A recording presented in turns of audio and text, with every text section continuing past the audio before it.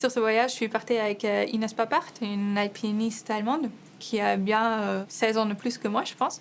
Mais on s'est rencontrés en Patagonie.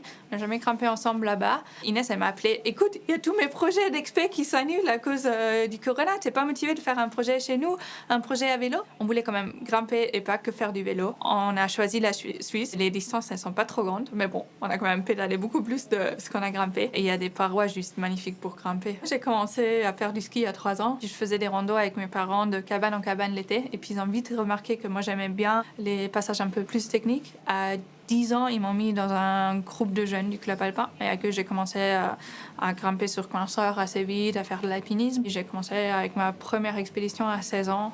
J'ai franchi la Concagua. J'ai dû faire demi-tour avant le sommet.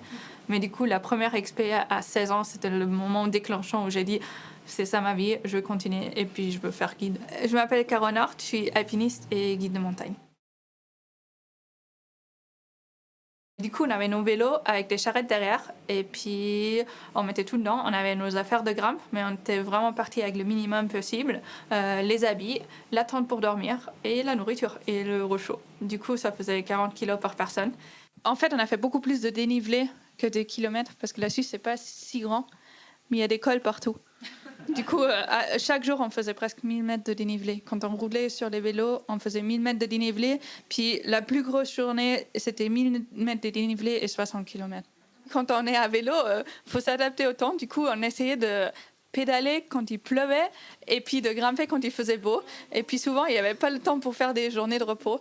Et moi, j'ai jamais eu ça, mais je grimpais et j'avais les jambes qui tremblaient. Pas les bras, mais les jambes, c'était horrible. Mais bon, voilà. Je pense qu'on a un peu sous-estimé les deux. C'est sûr que je vais refaire des projets comme ça et c'est sûr aussi que je vais essayer de refaire des projets à vélo. Parce qu'en fait, à vélo, on voit beaucoup plus de choses que si on va en voiture. Et puis, on va à un rythme qui est plus naturel. C'est pas le rythme de aller vite, faire vite, cocher l'objectif et rentrer. Mais c'est vraiment de prendre le temps, de savourer et de vraiment aussi faire tout nous-mêmes. Parce que c'est beaucoup plus fatigant. C'est beaucoup plus facile de monter en téléphérique en voiture quelque part. Mais c'est beaucoup plus de l'aventure de le faire à vélo.